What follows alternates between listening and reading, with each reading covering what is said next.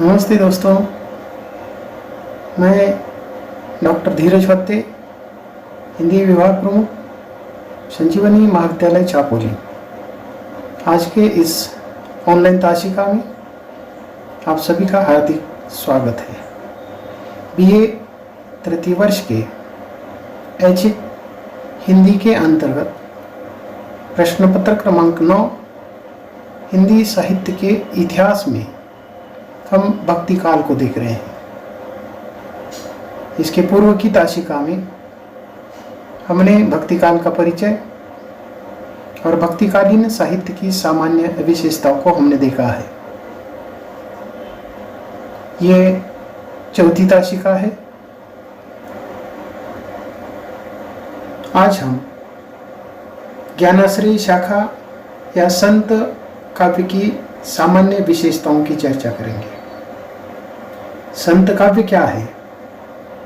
तो संत काव्य एक प्राकृतिक सौंदर्य की तरह है। संत काव्य में एकाध वाटिका की तरह कृत्रिम सौंदर्य नहीं है। यानी कि भक्ति की जो दो शाखाएं हैं, एक निर्गुण भक्ति और दूसरी सगुण भक्ति। निर्गुण भक्ति के अंतर्गत पुनः दो शाखाएं हैं। एक ज्ञानाश्रयी शाखा, उसको ही संत काव्य कहा गया है, और दूसरी प्रेमाश्रयी शाखा या उसको सूफी संत काव्य कहा गया है। तो इसी प्रकार निर्गुण के अंतर्गत एक राम भक्ति शाखा और दूसरी कृष्ण भक्ति शाखा है। तो इस प्रकार निर्गुण भक्ति के अंतर्गत आज हम ज्ञानाश्रयी शाखा या संत काव्य की प्रमुख या सामान्य जो विशेषता है उसकी हम चर्चा करेंगे। संत काव्य के अंतर्गत किसी वाटिका या किसी बगीचे की तरह उसमें कृत्रिम सौंदर्य नहीं होता है, तो उसमें प्राकृतिक सौंदर्य होता है। इस काव्य में आध्यात्मिक विषयों की अभिव्यक्ति हुई है, परंतु वह जो अभिव्यक्ति है वह जन जीवन से डूबी हुई अनुभूति रही है। तो इस कालखंड के अंतर्गत लेखन करने वाले जो कवि है, उन्होंने अपनी अनुभूतियों की अभिव्यक्ति की है।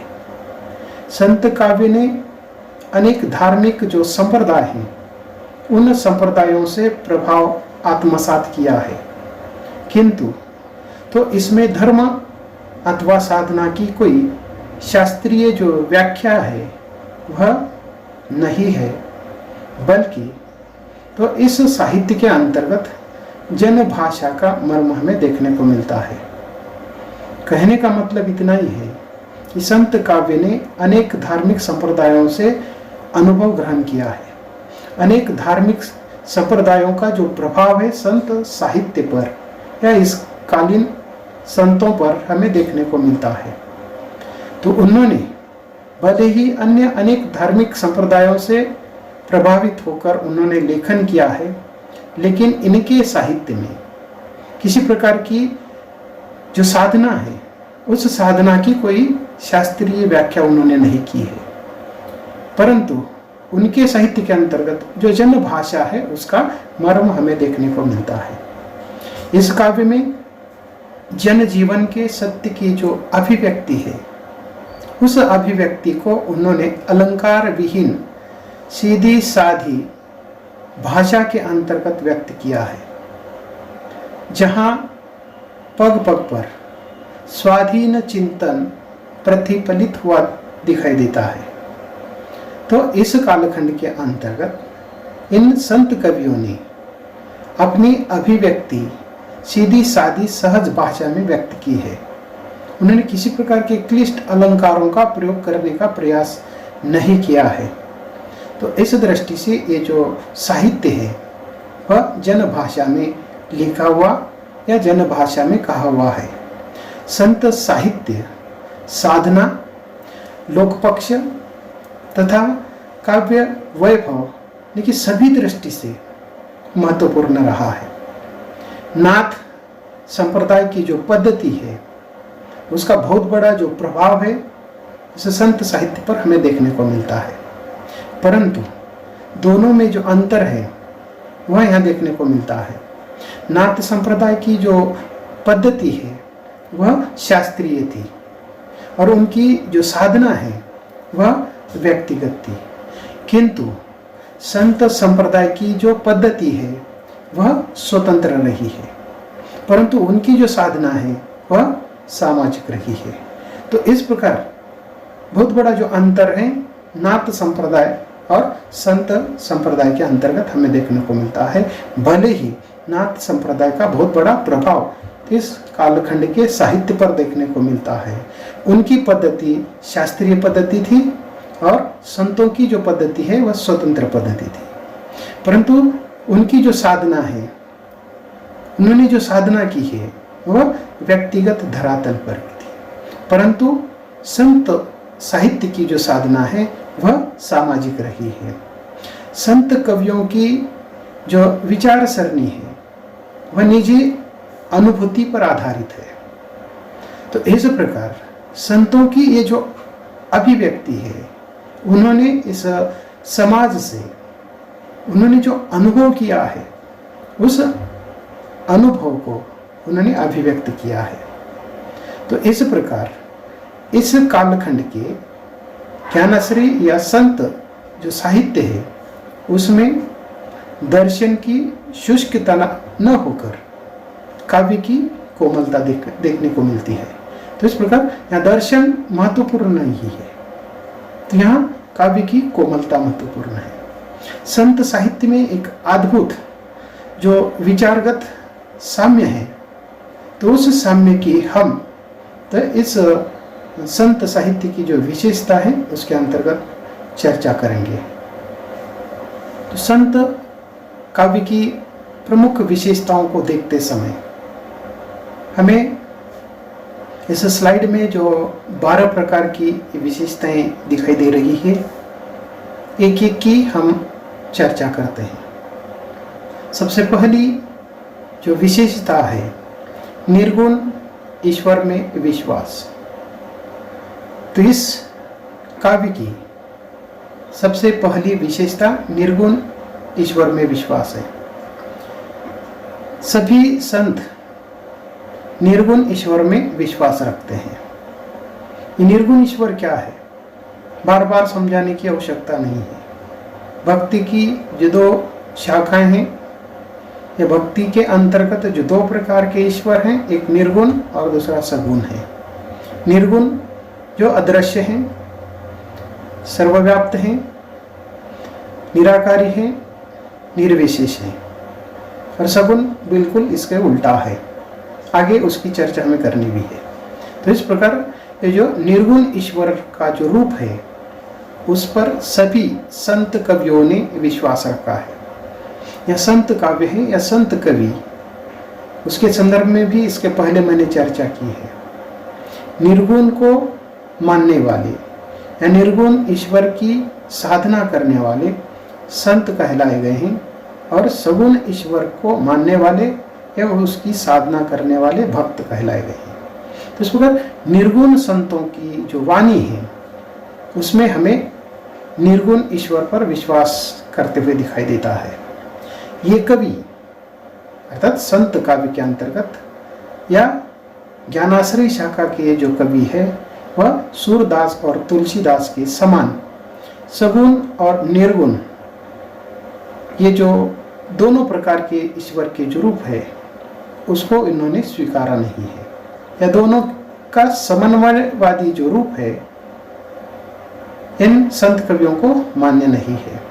परंतु हम सूरदास और तुलसीदास का जो साहित्य है, जब उनकी भक्ति भावना को देखते हैं तो उन्होंने दोनों को यानी कि निर्गुण और सगुण दोनों में समन्वय करने का प्रयास किया है। दोनों को उन्होंने स्वीकार करने का या दोनों को मानने का प्रयास किया है, परंतु यहाँ ऐसा नहीं है।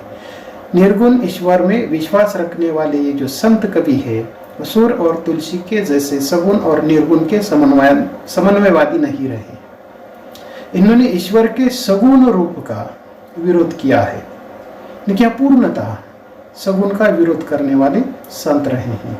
इन्होंने केवल और केवल निर्गुण ईश्वर पर ही विश्वास रखा है। वे कहते हैं कि दशरथ सूत तिहु लोक बखाना, राम नाम का मरम है आना।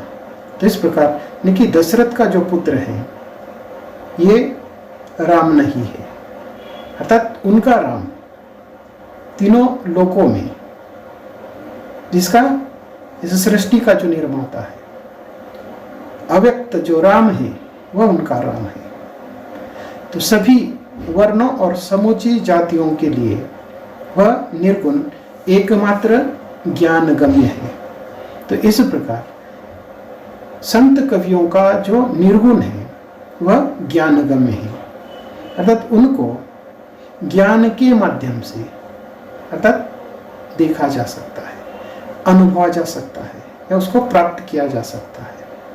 वह अविगत है, अविगत जिसको गति नहीं है या जिसको हम समझ नहीं सकते हैं। जैसे कि अविगत गति कछु कहत ना आवे, ये जो निर्गुण ईश्वर कैसा है, अविगत है, अदृश्य है।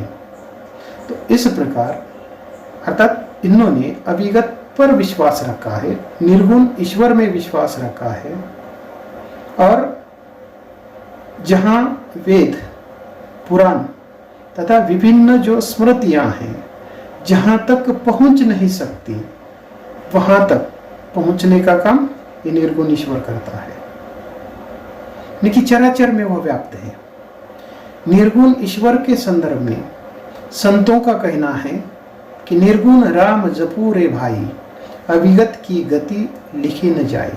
तो इस प्रकार ये जो निर्गुण ईश्वर है, अर्थात ये ईश्वर दशरथ का पुत्र ईश्वर राम नहीं है, तो वह निर्गुण राम है। निर्गुण राम का जप करने का या निर्गुण राम का स्मरण करने का जो उपदेश है इस कालखंड के संतों ने किया है। अविगत की गति लिखी न जाए। तो इस प्रकार ये जो अविगत है, ये जो निर्गुण ईश्वर है, उसकी जो गति है, उसका जो रूप है, उसके संदर्भ में कुछ भी लिखा नहीं जा सकता। अविगत गति कछु कहत न आवे। तो इस प्रकार का ये निर्गुण ईश्वर जिस पर विश्वास रखने का काम इन संतों ने किया है। ये जो ईश्वर है, निर्गुण ईश्वर ब्रह्म, अर्थात उसका जो रूप है उसको, जैसे कि ये अजन्मा है, निर्विकार है, उसका ना तो जन्म होता है ना मृत्यु है, निर्विकार है। तो इसमें किसी प्रकार का विकार नहीं है, ना तो गुण है ना दोष है।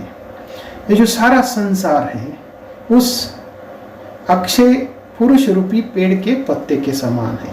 तो इस प्रकार ये जो सारा संसार है, उस संसार का जो निर्माता है वह निर्गुण ईश्वर है। इस प्रकार का जो ईश्वर है वह घट घट में विराजमान है, हर कण कण में वह विराजमान है। कबीर का कहना है कि इस प्रकार के निर्गुण ईश्वर को लोग ढूंढने की बेकार कोशिश करते हैं। इस संदर्भ में कबीर का ये कहना है कि जिस प्रकार कस्तूरी मृग की नाभि में रहती है और वह व्यर्थ ही उसे वन में ढूंढने के लिए भटकती फिरती है, उसी प्रकार राम घट घट व्यापी है, उसे बाहर ढूंढने की आवश्यकता नहीं है। प्रेतम, ये जो प्रेतम शब्द है वह निर्गुण ईश्वर के लिए है। तो इस निर्गुण ईश्वर रूपी प्रियतम को ढूंढने की आवश्यकता नहीं है, क्योंकि वह हमारे पास है। जिस प्रकार ये जो कस्तूरी जो मृग है, उस कस्तूरी मृग के तरह हम क्या करते हैं, बेकार ही हम उसे ढूंढने की कोशिश करते हैं। ये जो मृग है वह उस कस्तूरी को ढूंढने के लिए व्यर्थ ही इधर उधर वन में भटकता है। अर्थात ये जो कस्तूरी है वह उसकी नाभि में है, उसके पास है, परंतु उसे पता नहीं है। इस कारण वह बेकार भटकती रहती है। उसी प्रकार हम अपना ये जो राम है, निर्गुण ईश्वर है, उसको ढूंढने के लिए हम भी क्या करते हैं, इधर उधर भटकते हैं। इस प्रकार उसे बाहर ढूंढने की आवश्यकता नहीं है, क्योंकि ये जो प्रियतम है अर्थात हर एक व्यक्ति के दिल में है, हृदय में है। और इस प्रकार उसे पातियां लिखना व्यर्थ है। पातियां यानी कि चिट्ठियां लिखना या उसका इंतजार करना, उसको ढूंढना, ये सारी जो बातें हैं बेकार हैं। तो इस प्रकार प्रत्येक संत ने अपने मत के अनुसार, अर्थात हर एक का जो अपना मत है, अपने अपने मतों के अनुसार उन्होंने इस प्रकार के निर्गुण ईश्वर का प्रचार और प्रसार किया है। तो इस प्रकार के जो संप्रदाय हैं, निर्गुण ईश्वर पर विश्वास रखने वाले संप्रदायों के कवियों ने निर्गुण ईश्वर का प्रचार और प्रसार किया है। दूसरी विशेषता है बहुदेववाद तथा अवतारवाद का विरोध। ये भी उतनी ही महत्वपूर्ण विशेषता है जितनी पहली विशेषता है। बहुदेववाद तथा अवतारवाद का विरोध। बहुदेव, अनेक देव, तो इस प्रकार का अनेक देवों पर संत कवियों का विश्वास नहीं है। ईश्वर एक ही है और वह निर्गुण ईश्वर है। उसका स्थान निश्चित नहीं है, चराचर में, घट घट में वह विराजमान है। तो इस प्रकार इस कालखंड के जो संत कवि है या ज्ञानाश्रयी शाखा के कवियों ने बहुदेववाद का विरोध किया है, यहाँ अवतारवाद का विरोध किया है। अवतारवाद को निर्गुण भक्ति के अंतर्गत, चाहे वह संत काव्य परंपरा हो या फिर सूफी संत या प्रेमाश्रयी शाखा हो, उसके अंतर्गत भी, अर्थात इन दोनों का, बहुदेववाद और अवतारवाद का विरोध किया है। तो इस प्रकार इस कालखंड के जो संत कवियों ने बहुदेववाद तथा अवतारवाद पर अविश्वास प्रकट करते हुए अपनी जो भावना है, उस भावना के माध्यम से निर्भीकता पूर्वक इस बात का खंडन किया है।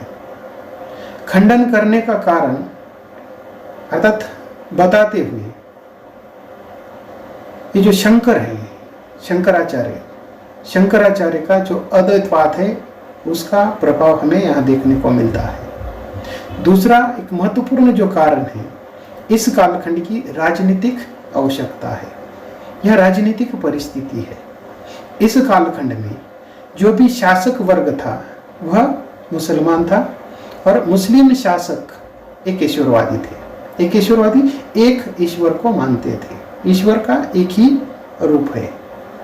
तो इस प्रकार ये दो महत्वपूर्ण कारण हैं जिसके कारण इस कालखंड के संतों ने बहुदेववाद या अवतारवाद पर विरोध किया है। उसमें पहला कारण तो शंकराचार्य का जो अद्वैतवाद है उसका प्रभाव है, अद्वैतवादी सिद्धांत का प्रभाव। यानी नहीं, द्वैत यानी दो, यहाँ दो ईश्वर नहीं है, अर्थात एक ईश्वर है। तो इस प्रकार अद्वैतवाद का प्रभाव। और दूसरा है इस कालखंड के राजनीतिक जो शासक थे, मुस्लिम थे, जो एक ईश्वरवाद को मानने वाले थे। इस प्रकार इस कालखंड की सबसे बड़ी जो समस्या थी कि हिंदू मुस्लिम ये अलग अलग जो जातियां हैं, इन दोनों के बीच में जो द्वेष है, उस द्वेष को शांत करना था, इन दोनों को एक करना था, इन दोनों में समन्वय लाना था। ये सबसे बड़ा कारण माना जा सकता है। तो इस दृष्टि से इन विभिन्न या विशेषकर हिंदू और मुस्लिम इन दोनों के बीच में जो द्वेष अग्नि थी उसको शांत करते हुए उन दोनों में एकता प्रस्थापित करने के लिए उन्होंने क्या किया, एकेश्वरवाद का जो संदेश है उन्होंने उसका अनुभव किया, उसको उन्होंने सुना और जो बहुदेववाद है या अवतारवाद है उसका उन्होंने घोर विरोध किया। इस कालखंड के एक संत चरण दास का कहना है, वे अपने एक दोहे में लिखते हैं, यसीर नवे न राम को नाही गिरियों टूट, आन देव नाही पसारिए, यह तन जाए छूट। तो इस प्रकार अर्थात हमें क्या करना है, सिर्फ राम का स्मरण करना है, राम के सामने सिर झुकाना है। अन्य जो देव हैं, आन देव नाही पसारे, अन्य देवों के सामने अर्थात एक ही है, उसको ही याद करना है, उसको ही स्मरण में रखना है और उसके ही सामने हमारा जो सर है झुकाना है, अन्य ईश्वर अर्थात नहीं है उसके सामने इस प्रकार सिर झुकाने की आवश्यकता नहीं है। यह शरीर जब तक है, इस शरीर से प्राण जब तक छूट नहीं जाता तब तक ईश्वर एक ही है। तो इस प्रकार की जो बात है सभी संतों ने स्वीकार की है या मानी है। संतों का विश्वास इस प्रकार का है कि ये जो अवतार है, अवतार क्या है? जन्म और मरण दोनों का बंधन है। जन्म और मरण के बंधन में अर्थात हम ग्रस्त होते हैं, और वे भी ये जो परम ब्रह्म है उसकी जो भक्ति है वो प्राप्त नहीं कर सकते हैं। अगर हम इस प्रकार अन्य किसी ईश्वर पर या बहुदेववाद के अंतर्गत राम को या निर्गुण ईश्वर को न मानते हुए अगर हम अन्य को स्वीकार करते हैं या अवतारवाद पर हम भरोसा करते हैं तो हमारी जो भक्ति है वह बेकार हो जाती है। ब्रह्मा, विष्णु, महेश ये सभी प्रकार के जो ईश्वर के जो रूप है अर्थात संतों ने इनकी निंदा की है और उन्हें ब्रह्मा, विष्णु, महेश उसकी निंदा करते हुए उन्हें मायाग्रस्त बताया है। उनका कर्ता निराकार परम ब्रह्म है। तो इस प्रकार संतों का जो कर्ता है, कर्ता कर्विता कौन है? निराकार ब्रह्म है। ईश्वर का जो निर्गुण रूप है वह कर्ता कर्विता है और उन पर अर्थात विश्वास है। कबीर दास ने एक दोहे के माध्यम से वे कहते हैं कि अक्षय पुरुष एक पेड़ है, निरंजन बाकी डार, त्रिदेवा शाखा भय, पात भय संसार। तो इस प्रकार ये जो सारा संसार है, इस संसार का जो निर्माता है वह ईश्वर है, ब्रह्म है, अर्थात वह निर्गुण ईश्वर का रूप है। उसकी आराधना करने की जो बात है कबीरदास भी यहाँ कहते हैं। और इस ईश्वर की जो शाखाएं हैं त्रिदेवा तीनों लोकों में हैं, धरती, आकाश और पाताल में, और ये जो संसार है इस संसार का वह निर्माता है। उसके बाद तीसरी जो विशेषता है वह सद्गुरु का महत्व है। इसके पूर्व हमने भक्तिकालीन सामान्य विशेषता को देखा था, तो उसमें भी गुरु का महत्व था, परंतु यहाँ सद शब्द जुड़ गया है। सदगुरु और गुरु दोनों में अंतर केवल इतना है, सद यानी कि सतगुरु है, सत्य गुरु है। ज्ञानी गुरु के संदर्भ में यहाँ सतगुरु शब्द का प्रयोग किया है। तो इस कालखंड के जो संत हैं, संतों ने क्या किया है? गुरु पर विश्वास है, परंतु उन गुरु पर विश्वास है जो सदगुरु है, सत्य गुरु है। ज्ञानी गुरु पर उनका विश्वास है, अर्थात आधा ज्ञान या अधूरे ज्ञानी गुरु पर उनका विश्वास नहीं है। तो इस दृष्टि से इस कालखंड के ये जो संत कवि है गुरु को भगवान से भी अधिक महत्व देते हैं। संत कवियों की ये जो विशेषता है सर्वाधिक महत्वपूर्ण रही है, क्योंकि ईश्वर का तो उन्होंने गुणगान किया है, ईश्वर की भक्ति की है, परंतु ईश्वर की भक्ति करते समय सबसे महत्वपूर्ण जो स्थान है उन्होंने गुरु को दिया है। इतना ही नहीं तो वह ईश्वर से बढ़कर गुरु को महत्व देते हैं। कबीरदास जैसे कि गुरु से संबंधित कहते हैं, या कबीर के अनुसार गुरु का कितना महत्व है वह व्यक्त करते हुए कहते हैं कि गुरु गोविंद दो खड़े काके लागू पाए, बलि हरि गुरु आपने जिन गोविंद दियो बताए। तो इस प्रकार यहाँ गुरु और गोविंद दोनों इनके सामने हैं। गुरु और दूसरा गोविंद है, गोविंद यानी कि ईश्वर है, निर्गुण ईश्वर है, दोनों भी उनके सामने हैं। परंतु वे सबसे पहले किसके पैर लागू, उनकी काके लागू पाए, सबसे पहले मैं किसका स्मरण करूं, तो इस प्रकार का प्रश्न करते हैं। और बलि हरि गुरु आपने गोविंद दियो बताए, तो इस प्रकार सबसे पहले वह गुरु के चरण स्पर्श करते हैं और वह कहते हैं कि आपके कारण मुझे गोविंद बता दिया है, आपने मुझे गोविंद का दर्शन कराया है। इस दृष्टि से वह गोविंद से भी बढ़कर जो स्थान है वह गुरु को देते हैं। इन कवियों का विश्वास है कि जो राम की जो कृपा है तभी होती है।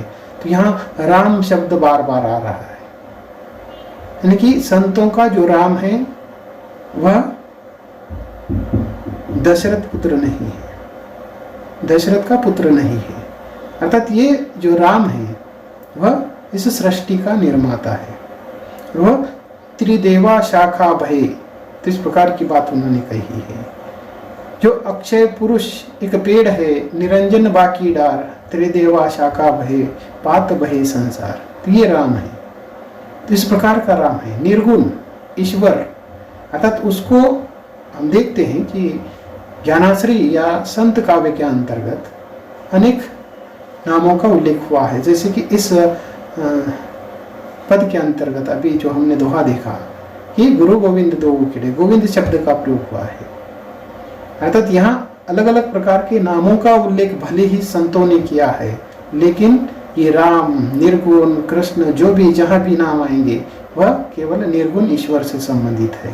तो इस प्रकार ये जो संत कवि है, संत कवियों का जो विश्वास है कि राम की जो कृपा है तभी होती है जब हम गुरु की कृपा को प्राप्त करते हैं। अर्थात राम या निर्गुण ईश्वर की कृपा हम पर कब होगी? जब हम पर गुरु की कृपा होगी। गुरु की कृपा के सिवा ईश्वर प्राप्ति या ईश्वर का जो दर्शन है वह असंभव है। तो इस दृष्टि से सभी संतों ने ये बात स्वीकार की है कि जब तक गुरु की कृपा नहीं होती तब तक राम की कृपा नहीं होती है। यूं तो गुरु की जो महत्ता है सगुण भक्त कवियों में भी मिलती है। जिस प्रकार की गुरु की जो महिमा है हम चारों तरफ देखते हैं। ज्ञानाश्री शाखा के अंतर्गत देखते हैं, सूफी काव्य के अंतर्गत देखते हैं, राम भक्ति या कृष्ण भक्ति, चारों तरफ देखते हैं।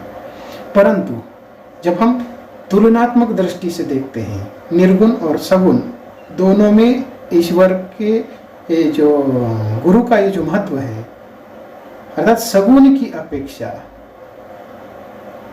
ये जो निर्गुण कवियों ने ईश्वर को अत्यधिक महत्वपूर्ण स्थान दिया है। तो इस दृष्टि से निर्गुण भक्त जो कवि है वह सगुण भक्त कवियों की अपेक्षा गुरु को अधिक महत्व देते हैं। उसके बाद अगली चौथी जो विशेषता है वह जाति पाति के भेदभाव का विरोध। तो ये भी बहुत महत्वपूर्ण विशेषता है।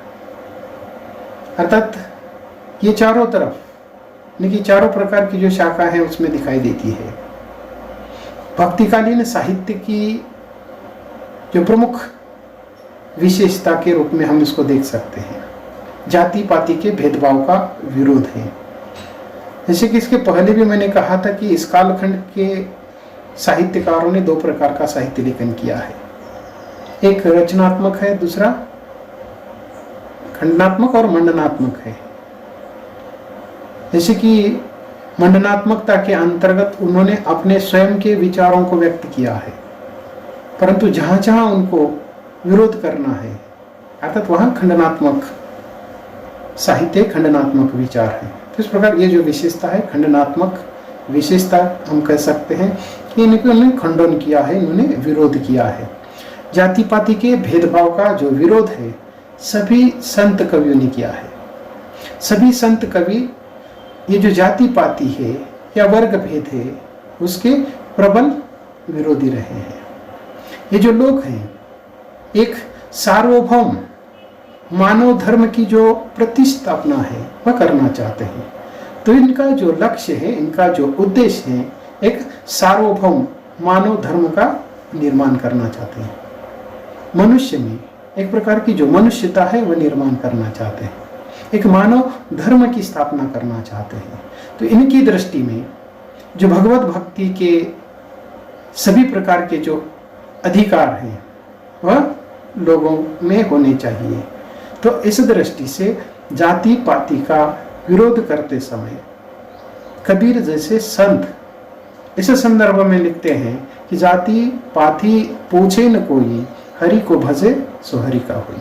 तो इस प्रकार जैसे कि जाति पाति पूछने की आवश्यकता नहीं है, या हरि की कृपा, हरि कृपा करते समय ये जात पात नहीं देखता है, या ये जो निर्गुण ईश्वर है उसमें इस प्रकार की जाति पाति का भेदभाव नहीं किया जाता है। यहाँ कबीरदास जन सामान्य को तो इस प्रकार का उपदेश करते हैं कि जाति पाति पूछे न कोई, यानी कि जात पात पूछने की आवश्यकता नहीं है। जो हरि को भजता है, हरि का स्मरण करता है, हरि को याद करता है, उस पर हरि की कृपा होती है। हरि को भजे सो हरि का होई। तो इस प्रकार हरि को जो मानता है, ईश्वर को जो मानता है, निर्गुण ईश्वर की बात हम कर रहे हैं बार बार, तो निर्गुण ईश्वर को जो मानता है उस पर निर्गुण ईश्वर की कृपा होती है। यहाँ इस प्रकार की कृपा करते समय निर्गुण ईश्वर भेदभाव नहीं करता है, लेकिन सब पर कृपा करता है। यहाँ जैसे कि जाति पाति या वर्ग आदि प्रकार का जो भेदभाव है यहाँ नहीं देखा जाता है। इसका विशेष कारण यह है कि इस कालखंड के अंतर्गत संतों द्वारा इस प्रकार का जाति पाति का भेदभाव करने का एक महत्वपूर्ण कारण यह है, एक तो सभी जो संत थे वह निम्न जाति के थे। उदाहरण के तौर पर कबीर जो लहा थे, रविदास की जब हम बात करते तो वह चमार थे, तो अन्य भी जो कवि है तो इसी प्रकार के निम्न जातियों में से जन्म लिए हैं। परंतु उनके पास सबसे बड़ी बात कौन सी थी? तो अनुभव की थी। इसके पहले भी हमने चर्चा की है कि ये अधिकतर जो कवि है वह अक्षर ज्ञान रहित रहे हैं। उन्होंने किसी प्रकार का कोई ज्ञान प्राप्त नहीं किया है, क्योंकि ज्ञान प्राप्ति के लिए किसी स्कूल कॉलेज की शिक्षा करने के लिए उनके पास उतनी व्यवस्था नहीं थी। उन्होंने जो भी कुछ ज्ञान प्राप्त किया है वह समाज से किया है, अनुभव से किया है, सत्संग से किया है, अनेक मार्ग हैं, गुरु से किया है। तो इस प्रकार ये अनुभवी है और अपने इस अनुभूति के आधार पर उन्होंने इस प्रकार का भक्ति आंदोलन चलाया।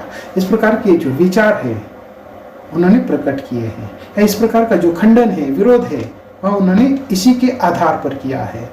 तो इस प्रकार यहाँ ये जो विशेषता है उस विशेषता का एक महत्वपूर्ण कारण इस कालखंड के जो संत है अधिकतर निम्न जाति में पैदा हुए थे।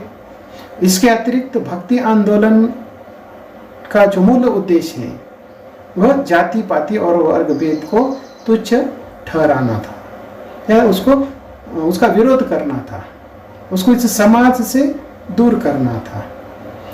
इसके साथ ही इन संतों को हिंदू और मुसलमानों के बीच में एकता प्रस्तापित करना था। जैसे कि इस कालखंड के अंतर्गत हम देखते हैं कि राजकीय जो वातावरण है आदिकाल की तुलना में बहुत कुछ परिवर्तन होता हुआ दिखाई देता है।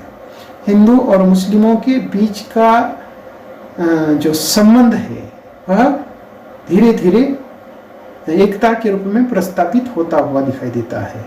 और इस प्रकार का जो प्रयास है इस भक्ति आंदोलन के माध्यम से इन विभिन्न वर्गों के कवियों ने किया है। तो ये एक महत्वपूर्ण जो कारण है जाति पाति के खंडन का, जैसे कि हिंदू और मुसलमानों के बीच में एकता प्रस्तापित करने के लिए एक सामान्य भक्ति का जो मार्ग है उसकी प्रतिष्ठा करना था, या इस भक्ति के मार्ग से इस प्रकार का जो भेदभाव है या वर्ग भेद है मिटाना उनका एक प्रमुख लक्ष्य या उद्देश्य रहा है। इस भेद के निवारण के लिए इन सभी कवियों का जो स्वर है, इन स्वर में अत्यंत प्रखरता दिखाई देती है। एक प्रकार की जो कटुता है हमें देखने को मिलती है। कबीर के ऐसे अनेक दोहे हैं जिनके माध्यम से उन्होंने जहाँ भी इस प्रकार का भेदभाव उन्हें दिखाई देता है, वर्ग भेद दिखाई देता है, वहाँ उन्होंने अपने जो कठोर शब्द हैं या प्रखर शब्दों का प्रयोग किया है। उनके कुछ दोहों को हम देख सकते हैं, अरे इन दाऊन रहा न पाई, हिंदुअन की हिंदू ही देखी, तुर्कन की तुर्काई। तो इसी प्रकार दूसरा एक उनका दोहा है, तो ब्राह्मण हो काशी का जुलहा, चिन्ह न मोर ज्ञान, तू जो बामन बामनी जाया, और रहा क्यों न आया। तो इस प्रकार जैसे कि उसका स्पष्टीकरण करने की आवश्यकता नहीं है, बहुत सहज सरल सीधी सादी भाषा में उन्होंने अपने जो विचार हैं, अपनी जो कठोरता है, वह इस प्रकार के भेदभाव को मिटाने के लिए किया है। जैसे कि अगर कोई ब्राह्मण है या कोई अन्य है, अर्थात सबके जन्म होने का जो मार्ग है या जन्म होने की जो प्रक्रिया है सबकी एक जैसी है, अलग अलग नहीं है। तो इस प्रकार मनुष्य का जन्म होते समय एक ही प्रक्रिया से, एक ही मार्ग से अर्थात सबका एक जैसा जन्म होता है। तो इस प्रकार का भेदभाव करने की जो आवश्यकता है नहीं है। तो इस प्रकार उन्होंने सबको, यानी कि इस प्रकार के भेदभाव को मिटाने के लिए अपने कठोर शब्दों का प्रयोग किया है। उसके बाद अगली जो विशेषता है, रूढ़ियों और आडंबरों का विरोध। तो इस प्रकार जो रूढ़ी और आडंबर है, आडंबर यानी कि ढोंग, ढोंग है, बनावटी है या कृत्रिमता है, दिखावटीपना है, तो इसका विरोध इन्होंने किया है। ये भी खंडनात्मक विशेषता के अंतर्गत हम इसको देख सकते हैं। तो इस कालखंड के सभी संत कवियों ने जो भी रूढ़ियाँ हैं, आडंबर हैं या मिथ्या है, अंधविश्वास है, तो उसकी कटु शब्दों में आलोचना की है। इनका जो कारण है कि इन लोगों को अत्यधिक सीधे रास्ते पर लाना है। हम देखते हैं कि इसके पूर्व की जो पूर्व का जो कालखंड है, उस कालखंड में कुछ धर्म जो कि पथभ्रष्ट हो चुके थे, कुछ धर्मों में जादू टोना, जप तप मंत्र, ये सारी जो बातें हैं वह उसका प्रचार प्रसार हो रहा था, लोग भी उसका स्वीकार कर रहे थे। तो इस दृष्टि से ये जो लोग हैं, तत्कालीन समाज में पाई जाने वाली ये जो कुप्रतियां हैं, इन कुप्रतियों का कड़ा विरोध कर चुके थे। तो इस प्रकार नाथ और ये जो सिद्ध हैं, सिद्धों ने भी इस प्रकार का कार्य किया है। समाज में जो बुराइयां हैं, कुप्रवृत्तियां हैं, उसको दूर करने का प्रयास किया है। और इस कालखंड के संतों पर सिद्धों और नाथों का बहुत बड़ा प्रभाव दिखाई देता है। तो इस प्रभाव के कारण भी तत्कालीन समय के समाज में पाई जाने वाली विभिन्न प्रकार की जो इस प्रकार की जो दुर्गुण है, इस प्रकार की जो कुप्रवृत्तियां हैं, उसका कठोर शब्दों में प्रहार किया है या उसकी निंदा की है या उसका कड़ा विरोध किया है। उदाहरण के तौर पर इस कालखंड के अंतर्गत, इस कालखंड में इन संतों ने महत्वपूर्ण जो बातें हैं या महत्वपूर्ण जो विरोध है, किसका किया है? मूर्ति पूजा है, धर्म के नाम पर की जाने वाली हिंसा है या तीर्थ यात्रा है, तीर्थाटन जिसे हम कहते हैं, व्रत है, रोजा है, नमाज है या हज आदि विभिन्न प्रकार के जो विधि विधान है। उसके साथ ही भायाडंबर है, इसी के अंतर्गत जाति पाति का भेदभाव है। तो इस प्रकार की ये जो कुप्रवृत्तियां हैं, जिसके कारण इस प्रकार का भेदभाव मिट सके या ये जो बुराइयां हैं, कुप्रवृत्तियां हैं, उसको दूर करने के उद्देश्य से तो इस विभिन्न प्रकार की जो आडंबर हैं या चाली रीतियां हैं, रूढ़ियां हैं, अंधविश्वास हैं, उसका उन्होंने डटकर विरोध किया है। इस कालखंड के अंतर्गत इन संतों ने अपने युग में वैष्णव संप्रदाय को छोड़कर बाकी सारे जो धर्म संप्रदाय हैं, उन धर्म संप्रदायों की कड़ी आलोचना की है। तो इस प्रकार संतों ने एकमेव जो वैष्णव संप्रदाय है उसका उन्होंने उतना अधिक विरोध या उतनी अधिक आलोचना नहीं की है, लेकिन बाकी सारे जो धर्म है या धार्मिक जो संप्रदाय हैं या उन संप्रदायों के द्वारा प्रचलित जो कुप्रवृत्तियां हैं, आडंबर हैं, मिथ्या हैं, रूढ़ी परंपरा, अंधविश्वास, उसका उन्होंने विरोध किया है। कबीर ने इस कालखंड के अंतर्गत सबसे अधिक खंडन किया है, कठोर शब्दों में आलोचना की है। तो उनके कुछ उदाहरण के तौर पर दोहों को देखते हैं, जैसे कि वह बकरी पाती खात है ताकि काढ़ी खाल, जे जन बकरी खाते हैं तिनको कौन हवाल। इस प्रकार जो लोग बकरी खाते हैं, अर्थात ये जो बकरी है, बकरी क्या खाती है? पेड़ के पत्ते खाती है, और उस पेड़ के पत्ते खाने वाली जो बकरी है, उस बकरी को खाने वाले को, अर्थात उसकी किस प्रकार से निंदा की जाए, उनको क्या कहे। दूसरा एक दोहा है, उसमें कहते हैं कि कांकर पाथर जोरी के मस्जिद लई बनाए, ता चढ़ी मुल्ला बाग दे भरा हुआ खुदा है। तो इस प्रकार जैसे कि जो रोज़ा नमाज है, उसके संदर्भ में उन्होंने उसका खंडन किया है, विरोध किया है। तो हिंदुओं में जो मूर्ति पूजा है या पत्थर पूजने की जो प्रथा है, उसका भी खंडन करते हुए वह कहते हैं कि पत्थर पूजे हरि मिले तो मैं पूजू पहाड़, ताते वह चक्की भली पीस खाए संसार। इस प्रकार अगर इस पत्थर को पूजने से हरि मिलता है तो मैं तो पहाड़ को पूजने के लिए तैयार। तो इस प्रकार से इन विभिन्न विचारों के माध्यम से ये विभिन्न प्रकार के जो कुप्रवृत्तियां हैं, आडंबर है, ढोंग है, अंधविश्वास है, उसका उन्होंने डटकर विरोध किया है या डटकर उसकी आलोचना की है। हम आज के लिए यही रुकते हैं। धन्यवाद।